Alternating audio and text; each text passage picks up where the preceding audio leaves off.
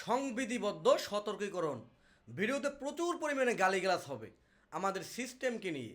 গতকালকে আপনারা দেখেছেন একজন কাস্টম কর্মকর্তাকে সামান্য কিছু টাকার বিনিময়ে কিছু জারজ সন্তান শুয়োরের বাচ্চারা ছিনতাই করে সেই কাস্টম কর্মকর্তাকে সিএনজি থেকে ফেলে দিয়ে হত্যা করে।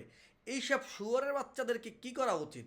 বাংলাদেশের সিস্টেম পরিবর্তন করা উচিত।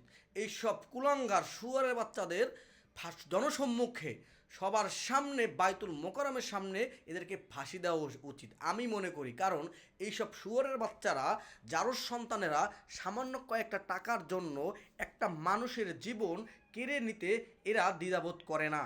আরে ভাই, এই মানুষটার জীবন, এই মানুষটার সংসার কত কষ্ট করে নন বিসিএস ক্যাডারে চাকরি পেয়ে একজন কাস্টম কর্মকর্তা হওয়া যে কতটা কষ্টের ব্যাপার এইসব শুয়ারের বাচ্চারা বোঝে না। এইসব শুয়ারের বাচ্চারা কি বোঝে?